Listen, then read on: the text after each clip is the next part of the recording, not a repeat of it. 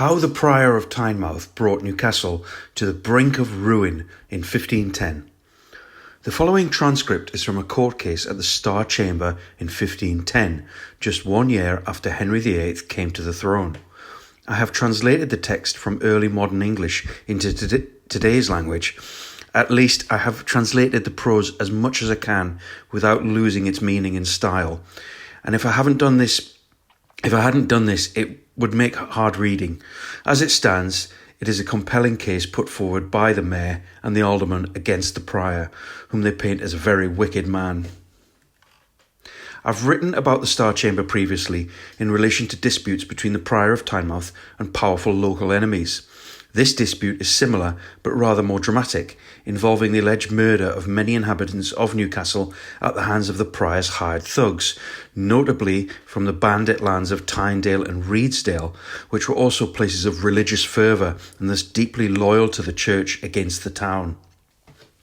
The story that is put to the king in this document represents nothing short of barbarism and armed insurrection.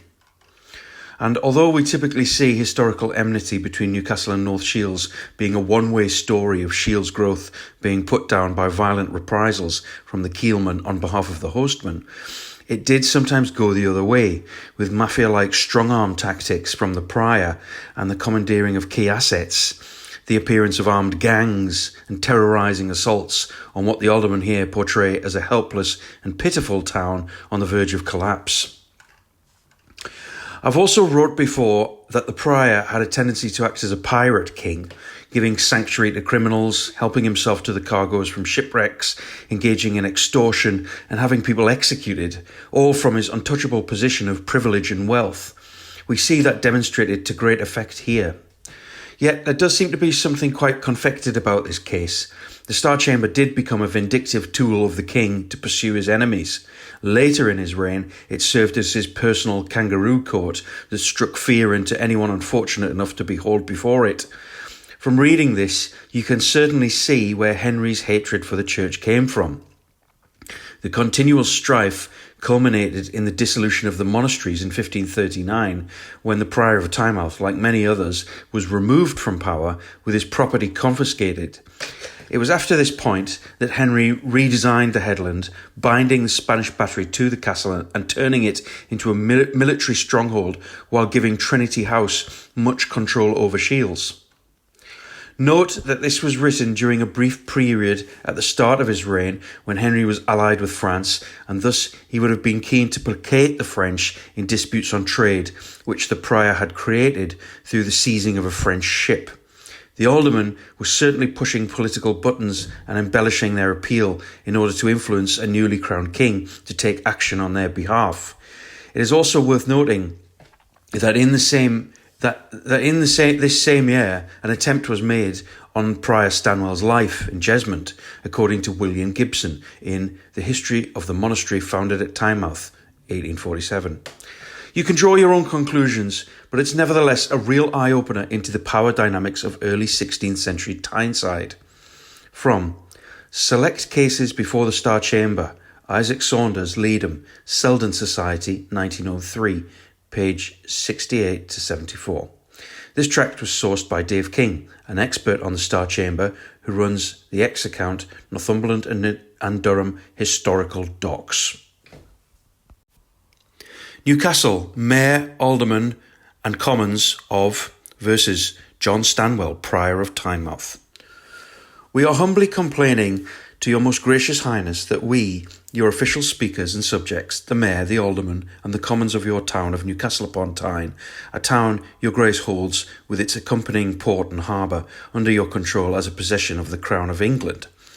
This town and port our officials and their predecessors have received from your noble progenitors, the kings of England, since time immemorial, along with the granting of a wide range of great customs, franchises and liberties pertaining to the town and the port, which have always had and enjoyed peaceably. That is until now, that John Stanwell, Prior of Tynemouth, with his impertinent and ungracious disposition, fearing neither God, your grace, or your laws, has been subtly planning the destruction, decay, and desolation of the town and port. He is determined to disinherit your grace of your title by right, and the duties belonging to your highness in the same town and port. He possesses great might and power to extort, as Tynemouth Priory stands 8 miles from Newcastle, at the mouth of the port, in a mighty stronghold and fortlet. It is by the priory that all ships loaded with merchandise intending for your town, both coming in or going out of your port, must frequently pass with no alternative route. The prior has of late subtly and forcibly encroached on a large quantity of your land within your port and haven, and from there has erected many wharves, staiths, and quays around them, and has built many houses, salt pans, mills, and other buildings. And these had been made so haphazardly and with great many people forcibly kept and used by him, which has caused this side port to be greatly strained and damaged, and is likely to cause ships to be destroyed, as ships and other vessels vying with each other are often in great jeopardy and peril, and your grace is, through this, disinherited. Also, all of these ships vying for the same berth are supposed to load and discharge at your port of Newcastle, and in no other place between the town and the sea. There they are supposed to pay your grace such duties, tolls, and customs that have been collected since time immemorial, and paid to your noble progenitors. The ungracious prior daily allows ships and other vessels to load and unload with various merchandise at Shields and Tynemouth, which, as has been stated, is at the mouth of your port, 8 miles from the town. There he has made a new port and harbour in a forcible manner, and with great many people occupied in using the place. And there he has taken such duties as belong to your grace. If this continues as he wishes, as it is likely to do unless your grace provides remedy, your town, which is the chief source of help and defence of all your nearby counties in time of war or other jeopardous business, shall grow empty and desolate, insomuch as it is only upheld and maintained by the gathering of ships using the port. And we, your poor officials, who pay your grace yearly for the fee farm for this town and port, shall, because of these reasons, be compelled to give up your town and port into your hands, as we will not be able to pay the said fee. For in saying this, the prior, by those occasions stated, withdraws such duties as we by rights are supposed to take and use for the payment of the said fee. For in every ship coming and going from the port, with merchandise loaded, your grace ought of right to have 16 pence in return for taking this duty. For allowing the loading and unloading of ships at Tynemouth and Shields, the prior forcibly defends them.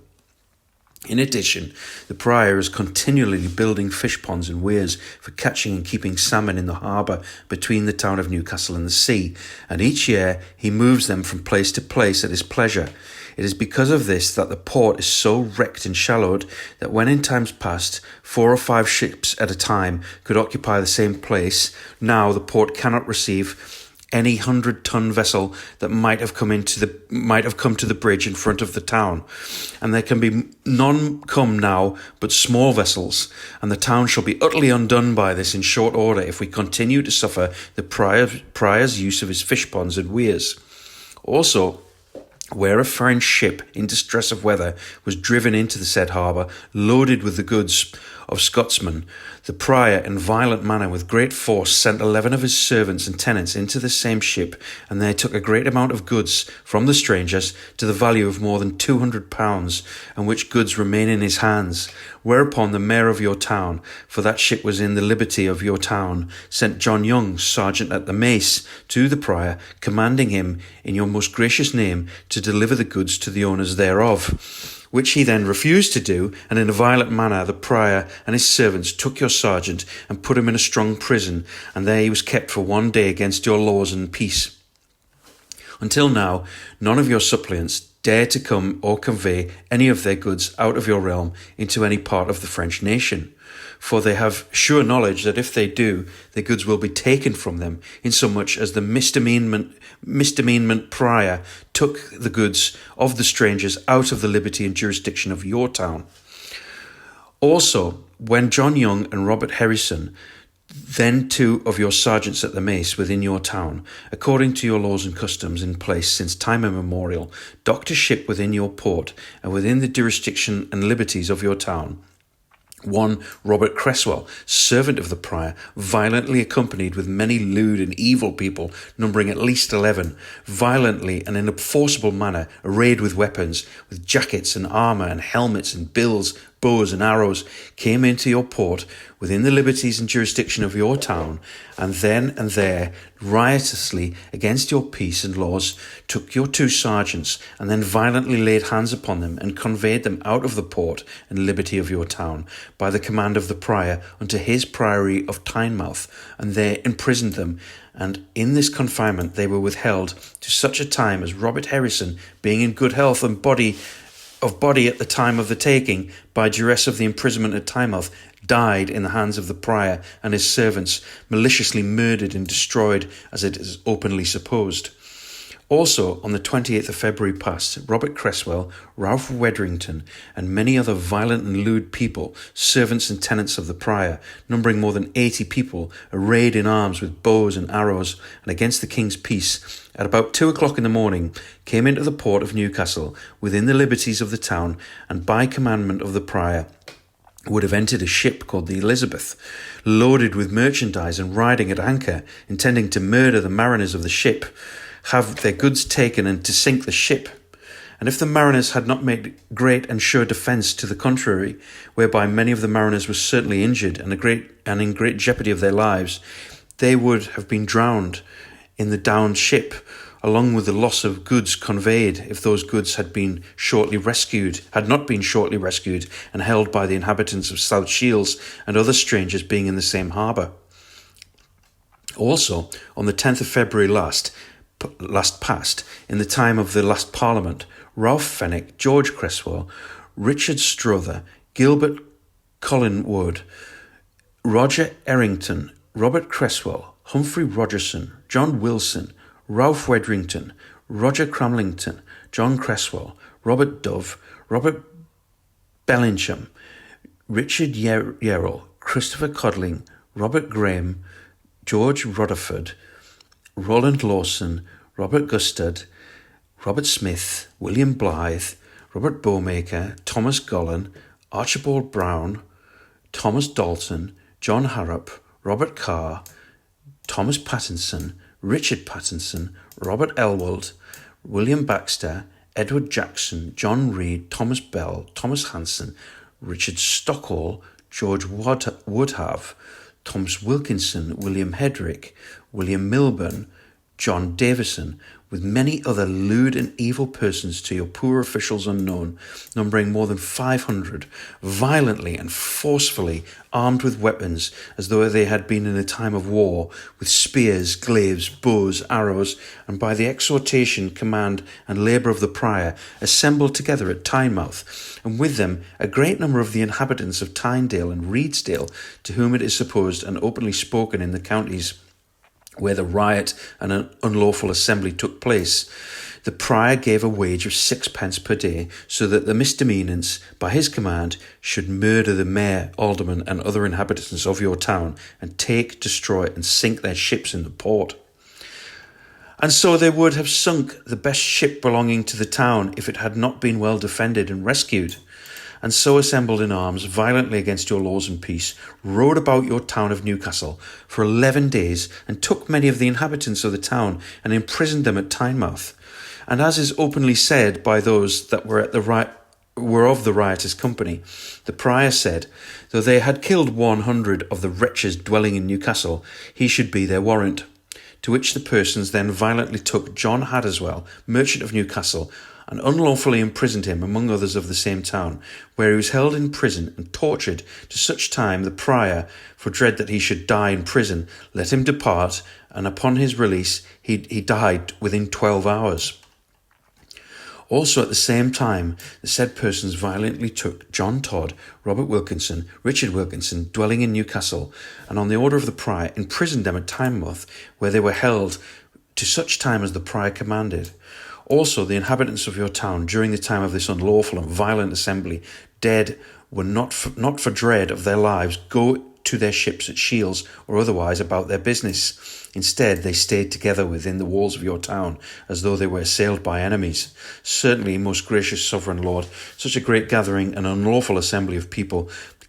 carried on for so long in a time of peace has not been seen in these parts for many years past, nor too has there been such a perilous example of such numbers of offenders coming in recent times, and it shall give great boldness to misdoers in times to come, to do and commit such like offences, unless it be punished. This, most gracious and sovereign Lord, the prior, with his great might and malicious mind, extorted power violently, day by day, while taking, encroaching, and converting to his own use your ground and the inheritance parcel of your crown within the harbour and port, of which your poor officials have in fee from your highness. And by subtle and crafty means, his fish ponds have so much ebbed and shallowed the port, and by loading and discharging ships at Shields, if it be suffered further, your poor town, which is the chief safeguard, relief, and defence of all the counties thereunto adjoining in time of war, shall be utterly decayed and given up into your hands, and the inhabitants of the same compelled to depart and dwell in other places, and by these means your grace and your heirs disinherited to the sum of more than £600 per year, unless your highness of your most gracious disposition provides remedy in all the places which your poor officials beseech your grace at the recurrence of God to advert and consider. And they shall pray daily for your most noble grace to be long and prosperously in health and honour to continue and endure. Endorsed, Newcastle, the Mayor, Aldermen and Commons therein versus the Prior of Tynemouth. End quote.